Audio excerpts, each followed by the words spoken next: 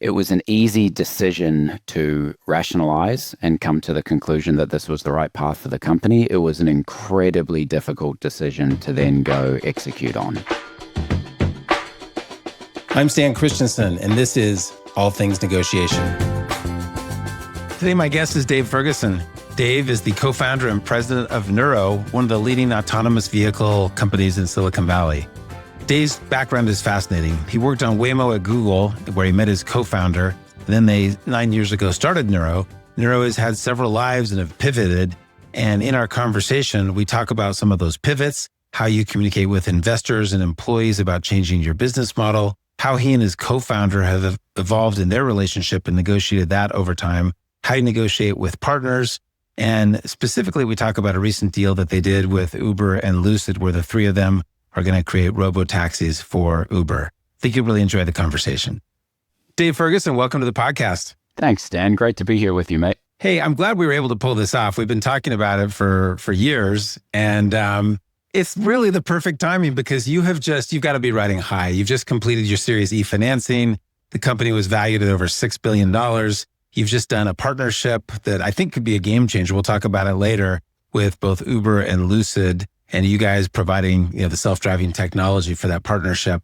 But before we get into all of your successes and maybe some of the frictions along the way, you grew up in New Zealand.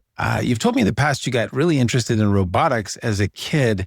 What provoked that, and what was the quick journey from childhood interest in robotics to working at Google on Waymo? Yeah, thanks, Stan. It has been a good year for Nuro. We've been through a couple tough ones, both as an industry and as a company. And my background, growing up, I really wasn't the prototypical computer nerd kid. It wasn't until university that I really got obsessed with robotics. I started out university in New Zealand, where your first year, you can basically take whatever you want, and then you specialize second year. And so I thought I was going to be a lawyer, actually, which, might tie into some of our chat later about negotiating and some of the tools that have been valuable from that past. But it was that first year that one of my friends actually convinced me to take computer science as just an additional course. And it ended up being the one that I was most excited about. And then our department, this is the University of Otago in New Zealand. It's in the south. It's not a huge university, but our department had its first ever robot at the end of that year. And it was this little red trash can. It looked a little bit like a baby Dalek, and it had awful sonar sensors. That was all it had to see the world. And I ended up working with another student trying to get it to drive around and map unknown environments, and mostly just try to keep it from driving straight into walls, which we sometimes were successful in doing and sometimes weren't. But that was really, for me, the start. And then I went and did grad school at Carnegie Mellon, the Robotics Institute, which was an absolute mecca / Disney World for a robotics nerd like me. Well, you parlayed that into a job at Google, and you ended up working on what would eventually become Waymo. And you met your co-founder of Nuro there. And so co-founders, almost all great companies have co-founders, and those relationships are to be negotiated. There are often frictions. Talk about your relationship with your co-founder, how you've worked so well together. You're 9 years in, so I assume it's going well, but give us any negotiation stories for how you work out differences, how you work together as co-founders. What's working for you guys? Yeah, the relationship that I have with Jay-Z, my co-founder at Nuro, is honestly one of the greatest blessings of my life. And when we started Nuro, we had been working together for about 5 years at Google on the self-driving car project, what, as you mentioned, later became Waymo. And we each ran teams that had a lot of overlap. And so he was in charge of perception, and I was in charge of machine learning and prediction. And so on a day-to-day basis, our teams were often stepping on each other's toes. And so we had a fair amount of experience managing some of the potential conflict and challenges between these overlapping areas. And so as we were thinking towards what was next and potentially starting a company together, we felt like we had a pretty good sense of what it was like working with each other through challenging situations, as well as building really amazing stuff together. And so we felt pretty good. We also really liked each other. It felt like we had pretty good shared values. And so we had confidence that we would end up being good partners as co-founders. But looking back, there was no way that we should have had the level of confidence that we did in terms of signing up for the co-founder journey. It is just such a tough relationship and endeavor to undertake with any other individual that I think we ended up getting very lucky that our relationship has strengthened over time. One thing that I just want to highlight, the fact that you guys worked together before you became co-founders, worked out differences, saw what it was to be like. It's a little bit like a marriage in the sense that you're going to do a lot together. And the more time you can spend together beforehand prosecuting differences, the better. Even in a healthy marriage, it sometimes helps to have a therapist. I don't think any of us that are married, and you and I are both married, couldn't at times use someone to help us out. You guys decided, even though you have a healthy relationship, to have a coach. Talk a little bit about that and how helpful that's been. Yeah, so we do have a great coach, Darren Gold from Trium, and we both deliberately chose to share the same coach because we felt that while each of us certainly could benefit from individual coaching to help improve our general leadership and really how we manage the stress and the challenges associated with our own individual roles, we also recognize that having someone that could understand and be party to each of our journeys and experiences and the relationship that we have together would be very valuable. And that has certainly played out. So Darren will coach Jay-Z, he'll coach me, and then we will have shared coaching sessions together. So it's a lot like a marriage therapist who also does the individual therapy for each of the partners on the side to help with the overall relationship. I love it. Well, I know that yours is a great partnership, and just wanted to highlight that because it takes some vulnerability to say, hey, we could use both individual coaches and a joint coach and share that person. So I love that story. So you guys decide you're going to start a robotics company. And years ago, when you and I first started talking, you weren't really sure what you wanted to do in terms of a business model. You just wanted to do robotics. You looked at different business models. You chose, and I was really excited about this, sort of an autonomous vehicle that would do errands. So talk a little bit about what you were trying to do there and why it didn't work. I haven't ever seen this autonomous vehicle bring supplies from a drugstore to my house. I was looking forward to it, but it didn't happen.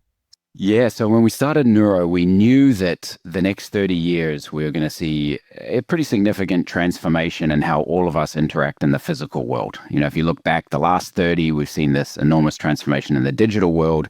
The next 30, we're convinced will be a physical transformation involving robots and other embodied agents. And so we wanted Nuro to play a really big positive role in shaping that future. But we were fairly flexible on exactly what the first application of that role would be. And so we did spend a bunch of time trying to figure out what is a big enough societal impact opportunity that we could go for, and that would also be a big enough market to enable us to fund what we knew was going to be an expensive journey to actually build it. And that is what Nuro did for the first 6 or so years of the company. Was we worked very hard to build a fully vertically integrated delivery as a service product where we would build custom vehicles, we would own them, we would operate them, and then we would provide deliveries to the likes of Uber Eats, Domino's, Kroger. But one of the challenges of it is to be fully vertically integrated, it required an enormous amount of capital. And then in early 2022, the markets took a pretty massive downturn and the cost of capital skyrocketed. And so as a company, we looked up and we said, this path that we've been on, this go-to-market that we are very excited about, today it represents too much capital risk for us as a company, and we're just not willing to take on that risk. So we need to figure out another go-to-market, another way to leverage this tech and ideally still get to the same product outcome without Nuro having to take on as much of the capital. And so that is what precipitated our shift away from a fully vertically integrated delivery as a service business and more towards licensing the core self-driving autonomy technology that we had built over all of those years as a company. Wow, there's so much in there. What I'd love to dive into is the pivot itself, because in fact, most great companies pivoted from their original business model. We could go through the examples. But you had to pivot. Now, there are a lot of people involved in that pivot. You've got employees, you've got investors, you've got partners. I think you had a pretty significant partnership with Kroger that we've talked about in the past. So let's kind of go through those negotiations. I assume you had to lay off a bunch of people if they're probably working on things like hardware. There's not as much of a role there. Talk about negotiating that, not only the downsizing, but the message to the employees. How do you get employees to stay on board for the new mission when they've been working for years? You had raised, how much money did you raise at this point? At that point, we'd raised roughly $2.1 billion. Okay, so a couple $1 billion, you've convinced people of a mission. And now you're saying to the employees, sorry, we're not going to do that mission. We're going to transition. So talk about how you negotiated that and maintained the esprit de corps and the culture of the employees first, and then we'll talk about investors. Yeah, well, first off, it wasn't easy. I think that we often describe that pivot as it was an easy decision to rationalize and come to the conclusion that this was the right path for the company. It was an incredibly difficult decision to then go execute on, because as you said, we had a team, but also partners, investors, brand, everything that we had put so much investment into as being the autonomy delivery company. And so moving away from that, it was harder than starting from scratch because we had to erase this brand and this reputation that we had, and then try to establish what the new one was. So there are a lot of challenges from a team perspective, and that was probably the hardest. We had to reduce our team pretty significantly. At our peak, we were around 1,600 people. Today, we're around 700 or just under 700. So it was a big shift. As you said, a big part of that is because we were pretty close to commercializing along that previous path of this delivery as a service model. And weren't you even close to an IPO at one point? We were considering it at the end of 2021. We were working towards that, and then the markets turned, and so we shifted our thoughts on that, which for sure was also the right move. I think it allowed us to make much more drastic moves like the pivot without having the additional scrutiny of being a public company, and frankly having even more public investors that had invested in the old vision, and us then having to shift this and bring them on board. So how did you give us some of the mechanics there? Did you call a company meeting? How did you deliver that message and try to minimize the damage to both individuals and the company?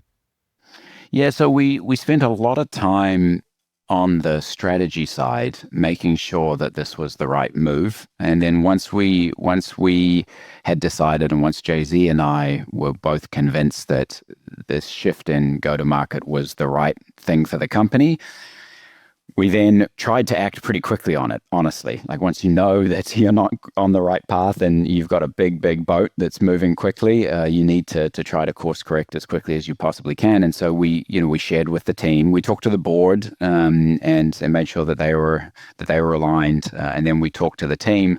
I think one of the benefits that we've had as a company is that we have always tried to be very thoughtful, and I would say very sort of rigorous in the logic and the justification behind everything that we do on the strategy side.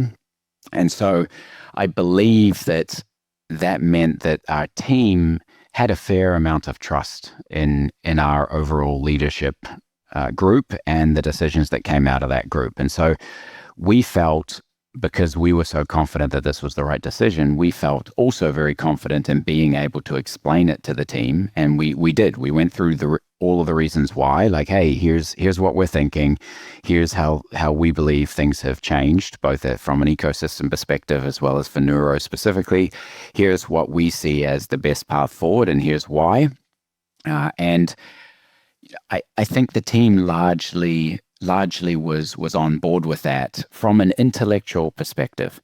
Now, there's still the additional hurdle of a lot of people have joined us for individual roles and for individual goals that they have around their career, and many of them were very excited about our commercialization being imminent. And that was something that was absolutely going to get pushed out, because we were then going to focus much more just on the tech for another couple years, where we pull back on all of our heavy commercial partnership side. And so there was a large part of the team that no longer felt that this mission was aligned, at least in the short term, with what their personal goals were, and so they moved on. And that's okay, right? I think the worst thing is having amazing people, amazing talent, and either wasting it because they're not working on something that they're passionate about, or just not being aligned with what they should be doing for their own careers. One of the things that Jay-Z and I have always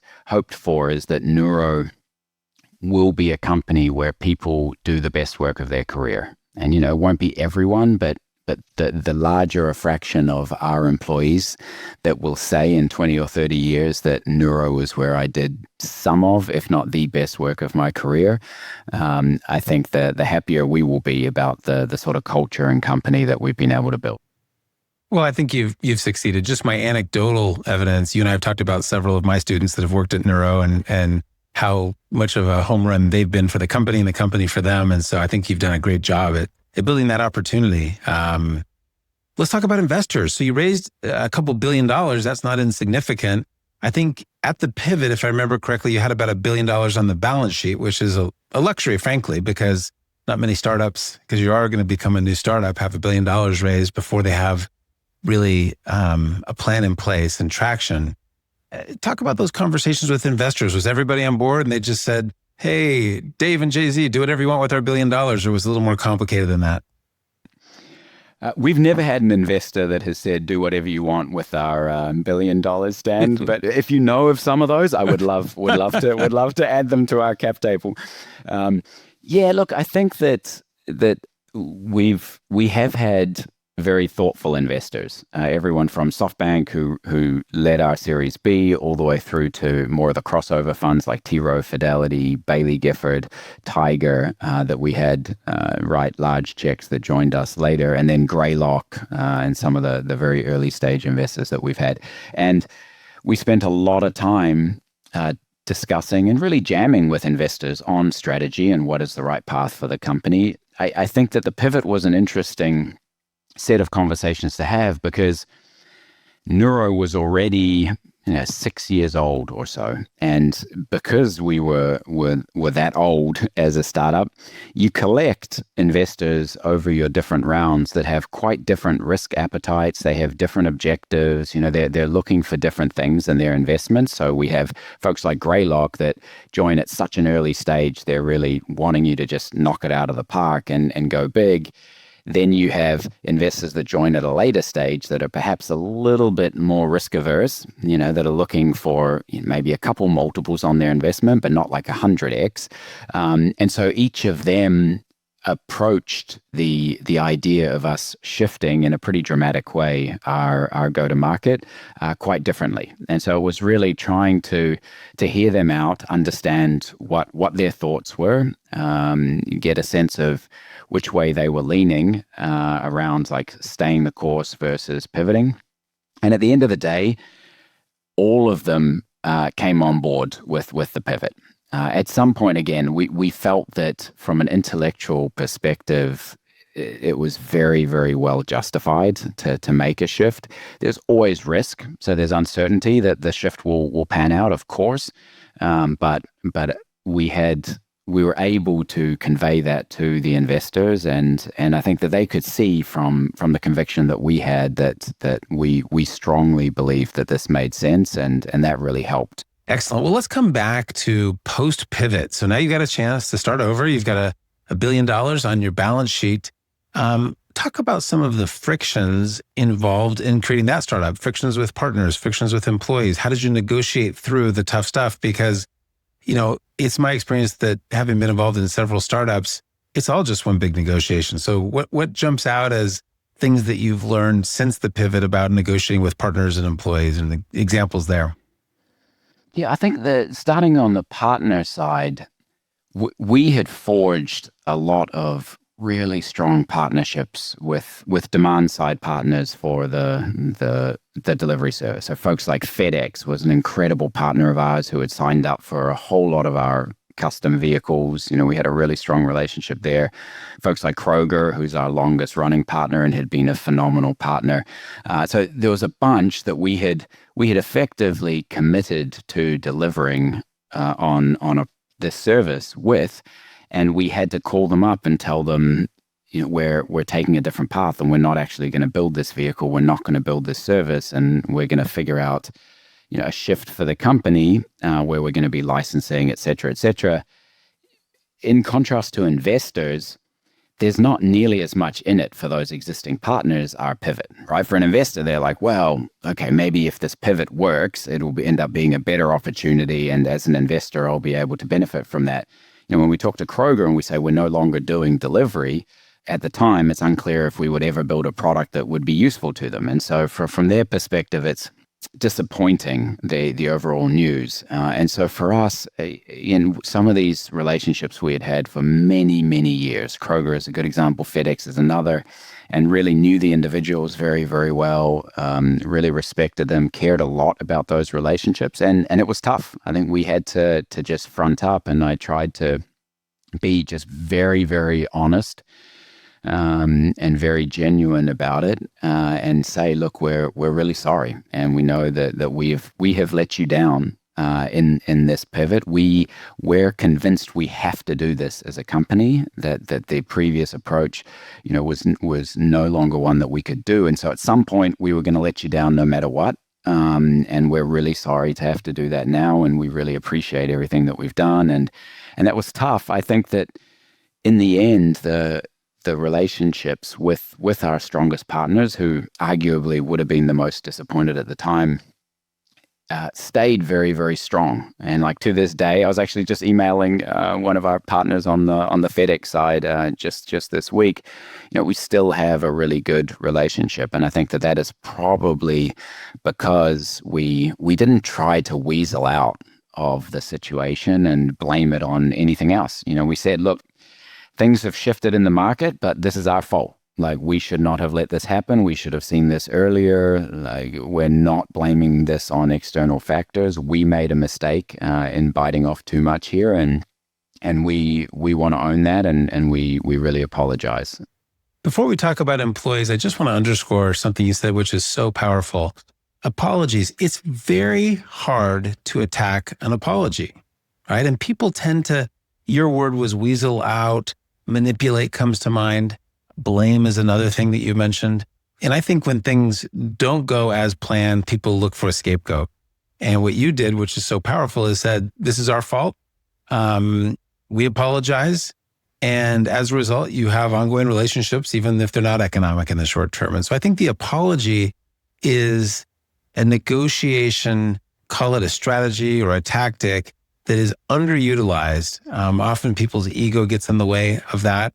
And so congratulations on doing a great job of that and still having relationships with those folks.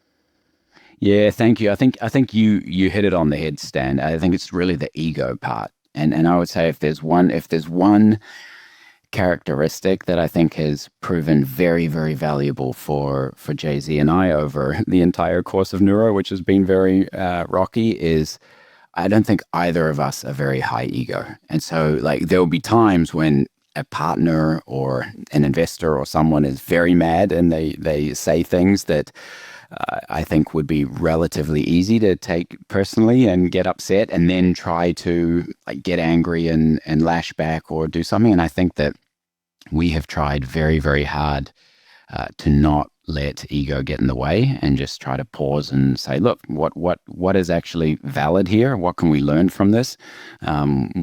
What could we actually be doing better here? And I do think it's a little bit of a secret weapon to your point, because if you can be very vulnerable and honest and not lash out and not let ego get in the way of what the best move is for the company in that moment, I think you'll just end up being wildly more successful because these relationships matter, and people get mad, and people are human, and you can ratchet up the conflict, or you can try to figure out, okay, this person or this company right now is very, very pissed off. What is the best move for us to make for the long term, which is usually let's try to repair the relationship, not fight fire with fire. Yeah. Just building on what you're saying, I often get the question, what do you do when someone is being emotional in a negotiation? And my answer almost always is some version of pause. Don't try to plow through that. Come back when cooler heads prevail. And so the fact that the two of you are fairly even keeled and you start that way, it sounds like it's really benefited, the business model, the staff, the investors. So great work there. Now you've had thousands of employees. I've never run a company with thousands of employees, and I've had plenty of employee issues and frictions along the path. So talk about some of that. How did you motivate the staff in the pivot to move in a direction? What were some of the frictions you encountered with employees, and how did you overcome those and negotiate to better process so that everyone's rowing in the same direction and shooting at the same target? Yeah, I think it starts out with something we talked about earlier, which is really being honest and vulnerable. I mean, I think one of the most amazing things about Nuro in the last 9 years is that we have been fortunate enough to attract really unbelievably strong employees, right? Which is amazing because you get to work with people that you learn from every day and that are really best at what they do. It also means that you're working with people that know when you pee on their leg and tell them it's raining, right? Like, you need to respect that you can't try to mislead your team. And so we would come out, and similar to the partners, actually, Stan, we said, look, we stuffed up here. Like Jay-Z and I said, look, we're doing this pivot. We stuffed up. We should have done better. It is our fault that we are having to pull back on commercialization. It's our fault that we are going to have to cut the team size. And we genuinely care very deeply about that. Like that crushed us, that part of the execution. But we also knew that it was the right thing for the company and for all the other employees and shareholders. And so, we could be honest and we could be vulnerable. And I think, fortunately, because this wasn't the first 6 months of the company, there had been enough history that I believe that the team trusted us through that. And they absolutely weren't all happy, Stan. And like, when we talk about this shift, that shift was aligned with a lot of the team and what they wanted to do. And a lot of them are excited. Oh, we're going to invest even more in the technology, and we're going to try to accelerate that. And then once we've done that, we can build something even more amazing than what the original vision was. And some of them were very disappointed. They're like, wow, I joined to scale a business and now that's been pushed off. And I don't know that I'm as interested in what this new direction is. And as a result, as I mentioned earlier, we had quite a lot of turnover. And I think that's right. You don't want to hold on to people or try to force people to stick around whose heart is no longer in it, because what we're doing is hard enough that your heart has to be in it. This is not for the faint-hearted. And so if you're not passionate about what we're doing and what we're trying to accomplish, then it's going to be very, very hard for you to sort of put the hard yards in. That's a great perspective. I wish I'd had you as a friend 10 years ago when I was managing a company and begging people to stay that wanted to leave. And it took me a bunch of iterations to realize that if someone doesn't want to be there, it isn't more training, it isn't more compensation. They should move on for their sake and the company's sake. And I think that often managers try to hold on to people too long rather than having a better outcome for both and having a successful transition. So that's a great lesson. Let's dive into the new iteration of Nuro. I was out on a walk this morning and ran into a friend. I said, I'm interviewing this guy, Dave Ferguson. He's this great guy. He's one of half a dozen people that are really important in the autonomous vehicle space. Nuro is going to be one of the companies that you'll hear, along with Tesla and Uber and Lucid, and now Nuro in your partnership. So you've gone from a hardware and software company. We're building, as you said previously, autonomous delivery vehicles, to now you're really, as far as I can understand it, powering self-driving technology, and that is your focus. So talk about that business model, and then particularly apply it to your new partnership with Uber and Lucid and what you're going to do there. Absolutely. So when we made the pivot, I mentioned one of the core reasons that we shifted away from the delivery as a service was because of the capital requirements, the capital burden of continuing along that path. The other reason, which was actually the good news part, that was sort of the bad news part. The good news part was the tech that we had built, the self-driving technology, because of the way that we had architectured the whole system to be AI based. It learned from all of the data that we fed it. The data that we fed it was our expert human drivers, our ops team that were driving around these vehicles. It was their driving behavior. And so it had ended up learning how to drive like a very, very good safety driver. And so Can I just as a ask you a question result, there, Dave? yeah. And maybe I'm missing something. These autonomous self-driving vehicles from, Neuro 1.0 didn't probably have a driver. So is that data that you can use in Neuro 2.0? Yeah, great point.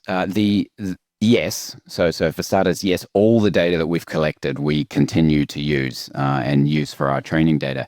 Even in Neuro 1.0, most of the data that we had, the training data and even the autonomy testing data, was a fleet of vehicles that had all of our self-driving hardware on it, but they were Toyota Priuses. So they had a safety Oh, driver got in it. So it them. wasn't the little delivery vehicles. That's right. So we use that fleet of Priuses to collect all the training data and then to validate the autonomy system before we put them Got it. onto the delivery vehicles. Because Makes sense. to your point, once they're on the delivery vehicles, they're already driverless. So that technology needs to be incredibly robust and mature before we put it on public roads for a single mile in the driverless delivery vehicles. Excellent. So fast forwarding to your partnership, these aren't deals that get negotiated in a day, a month, a week. It might have been more than a year. So talk as granularly as you're comfortable with talking about how you negotiated that. Who came to who? Who's negotiating? Is that you and Jay-Z? Is that, corp dev or biz dev person? How long did it take? And what were the kind of steps along the road? Because the three of you have really committed to each other now. Yeah, so we have had a relationship with Uber for many years now. Uber Eats was one of our partners on the Nuro 1.0 delivery phase. And so we had a pretty good working relationship with a lot of folks from that team. And in particular, because of Uber's past, they used to have their own AV in-house effort.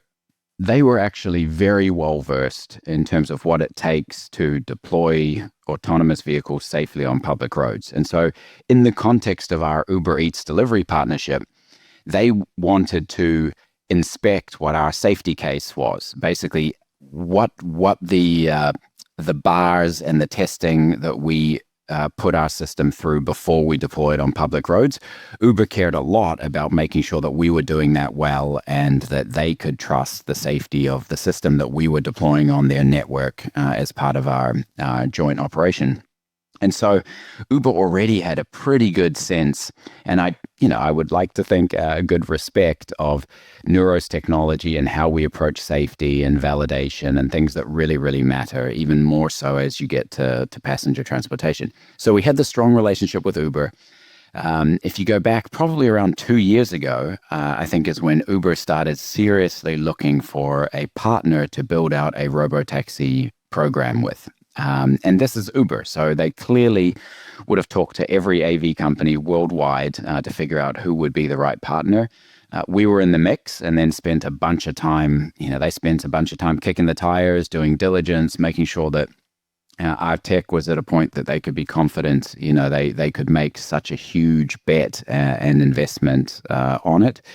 And then together we then worked on who would be the best vehicle partner for us to work with to launch this product. And so you and Uber then went together to Lucid as a team. Yeah, and talked to several potential OEMs on the vehicle side, and we're really excited with Lucid as an option. And then we got to sort of the fun part of the negotiation, which is you sort of have this high level alignment of this amazing opportunity that we could go for together, and then someone needs to write up the contracts and figure out what happens if, and, every wild edge case scenario, because this is a very, very big partnership. It's basically a 10-year partnership. It's a huge scale. I think it's very, very important to all three companies. And so it really matters getting all of that part right. And that just takes an enormous amount of time. And I'd say probably like most negotiations, you break the back of the probably the most important elements relatively quickly, including a lot of the key commercial terms, but then all of the rest of it, because each one of those smaller, quote unquote, smaller items is still incredibly important when you're talking about a deal of this size. That all takes a lot of time. And so there is, I think that there is for sure an element of just trying to maintain energy and momentum to get these deals done. As we talked about earlier, I think a big part that really helps there is, again, having a pretty positive personal relationship with the key counterparts that you have at each company, because you end up spending an enormous amount of time together. Like with Uber, with our great counterparts there, we spent months and months on almost a daily basis going back and forth to get things right. And I think the really lovely thing about that relationship, and I would hope that Uber would agree, is at the end of it, when we finally signed the deal, I actually felt closer and probably had a more positive relationship with both Uber and the individuals involved on the deal side than when we started. And I think if you can do that, that is a really amazing, not guaranteed, but really amazing sign of a process, working reasonably well. I love that. Just to underscore, I'm going to underscore two things, but the last thing you said is so important, which is, if the process of negotiating leads to a better relationship, then when you have inevitable differences, no news to you that this partnership will have bumps in the road ahead, but you can rely on that relationship and then work things out using the criteria of mutual benefit, using the criteria of fairness. And so how one negotiates has such a correlation with how the deal is implemented. And I think people miss that. I think people often think of negotiation as, get the best terms for your side and then hand off to someone to implement. And you clearly learned that lesson. One more that I want to highlight that you said that's so good. Your early relationship with Uber Eats probably had a lot to do with you winning versus other software providers. Since Uber could talk to everybody, you had built a relationship over time. And there's no way you could have known when you were talking to them about Uber Eats that you'd be talking to them about a very different thing down the path. And so assuming you treated each other well, you respected each other, you trusted each other, which you said is important in negotiation, you had the pole position on getting chosen because of your past relationship. And so what I say when I'm teaching negotiation is always assume that you're in a long-term relationship with everybody, because you don't know when and in what context it's going to pop back up. Is that consistent with your experience overall? Oh, 1000%, Stan. And I think that's true not just of the Uber relationship, but just maybe a couple examples there. When we got to the very tail end within the Uber process, they pulled in a team to do due diligence on the tech. I think the deal had gotten big enough that they were like, well, we really need to do due diligence here. And one of the key people involved in leading that diligence ended up, just through coincidence, to be someone that we had worked together with, that Jay-Z and I had worked together with back at Google many, many years ago. And we had a great relationship, back then to this day, with that individual.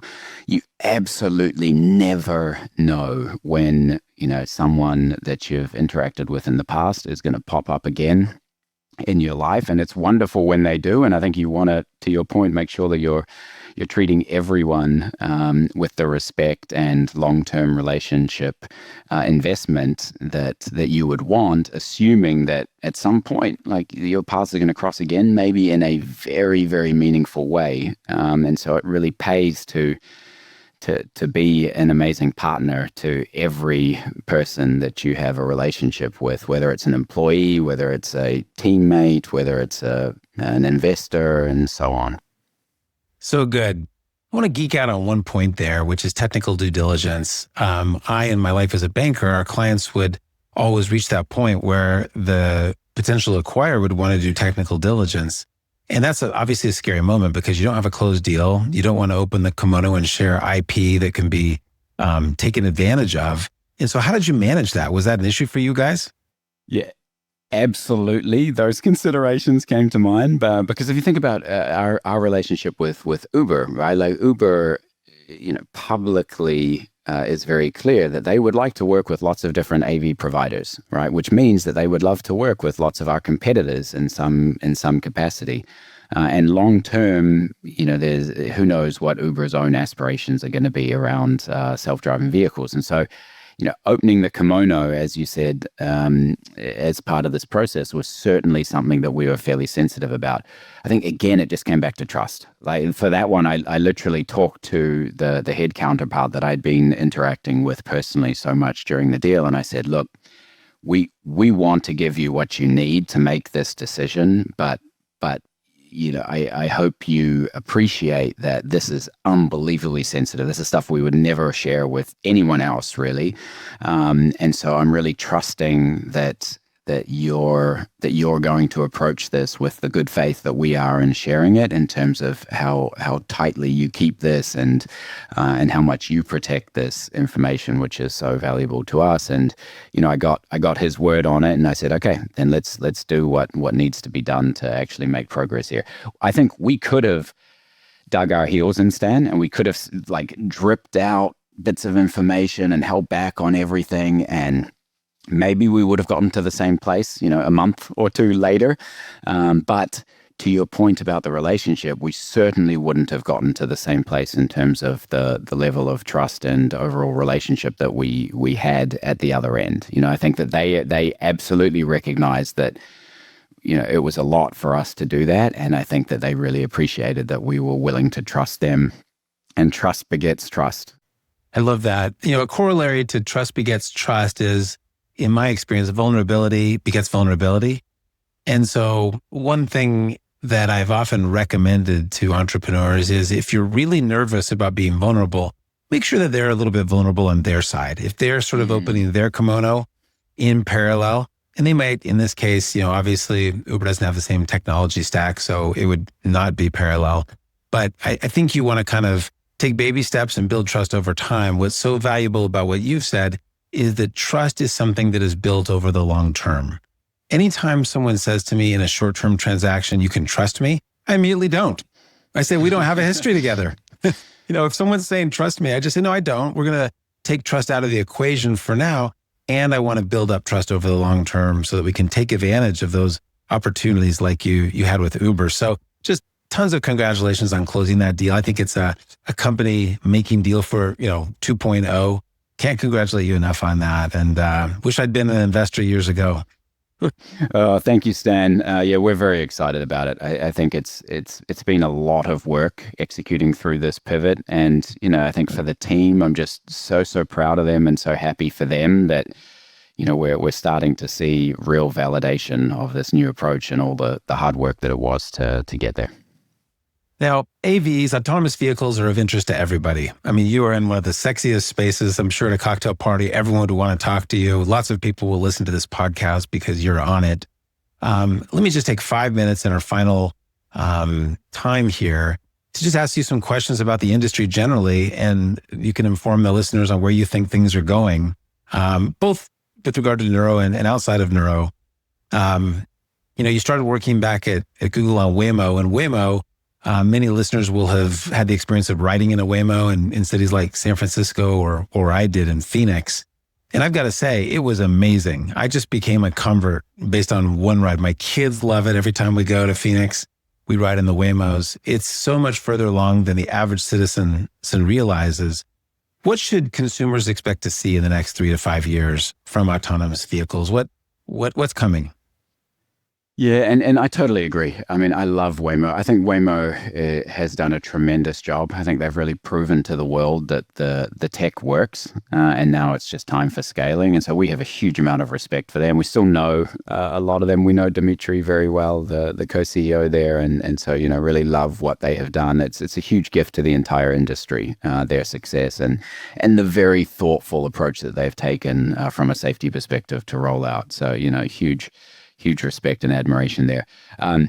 As you mentioned, I think we're already at a point where autonomous vehicles are far more widespread than people realize, particularly in the US. They're already in many, many cities. Over the next 3 to 5 years, let's say 5 years, I think they're going to be across almost every major metropolitan area in the US. And they're going to be operating largely in a mobility as a service fashion. So like for the Ubers or Waymo ones that we have today. And that's certainly something that we would love to be playing a role in on that 5-year time frame with our relationship with Uber. So I think on the mobility service side, that's what we're going to see. I think on a slightly longer time frame, say 10 years, I think we're going to see some real penetration of personal L4 vehicles, and L4 being able to drive fully autonomously with or without anyone in the car. And we're going to see that on vehicles that you or I could actually purchase, Stan. Now, they won't be able to operate everywhere, but I think coinciding with the pretty dramatic expansion of the autonomous mobility services to major metropolitan areas, I think we're also going to start to see personal vehicles that can operate in a bunch of those areas. And that is going to be very, very exciting because that completely changes the economics of how AV within the mobility ecosystem works. And it's also going to be an unbelievably impressive product for the consumer to have. So you'd say 10 years from now, I can buy a Lucid car as an individual, have it drive through canyons and freeways and get all that done. That's your prediction. I think 10 years from now, you'll be able to buy a personal autonomous vehicle, and maybe a Lucid, maybe not. I'm sure Lucid will have really compelling technology, but you will definitely be able to buy a vehicle that will be able to drive you without you having to pay any attention, without you even in the car, for at least some portion of roadways. It probably won't be every road, Stan, so it depends on like how remote these canyons are that you're driving down, but for sure on freeways and probably in major city, urban, suburban areas as well. You know, one of the big things that I'm looking forward to is just the safety aspect. Like I said, I felt safer in a Waymo than I did driving, with my teenage kids. I think the statistics I've seen, maybe more than 1 million people a year die in car accidents. How do you see that? Over what time period do you think that will come down? If you had to say, hey, in the next 3, 5, 10 years, will we see a lot fewer fatal accidents on the roadways?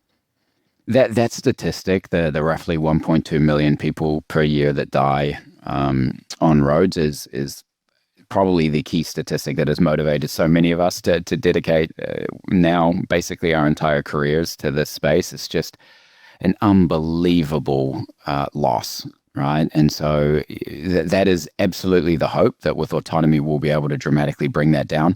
I think the challenge with predicting how much it reduces over time, Stan, is that we're going to see an uptick for sure in the number of autonomous vehicles and in the number of miles that autonomous vehicles drive.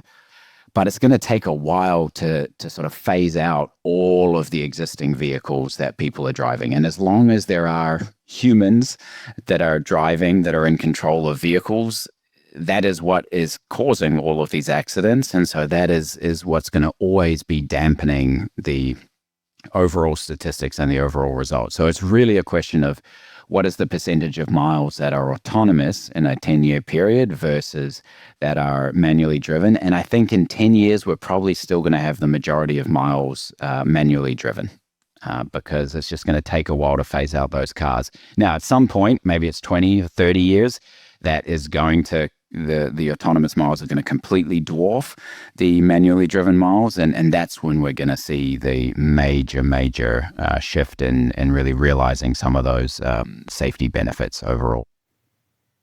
Well, both of us hope that happens sooner than later. Thank you for your role in speeding up that process. And Dave, just want to thank you for taking the time. You're super busy running a company. And congratulations on all your success. This has been a terrific conversation. Thank you, Stan, and thanks for what you do through this podcast. I think it's a really great resource for folks.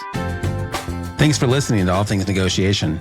Please subscribe to the show on Apple, Spotify, or YouTube. If you enjoyed the show, tell a friend, and be sure to engage with us on social media. Your likes, comments, and reposts make a big difference and help others find the show. The show was produced by Ezra Trupiano, original music by Peter Breinhold, and designed by Aubrey Benson. Thanks for listening.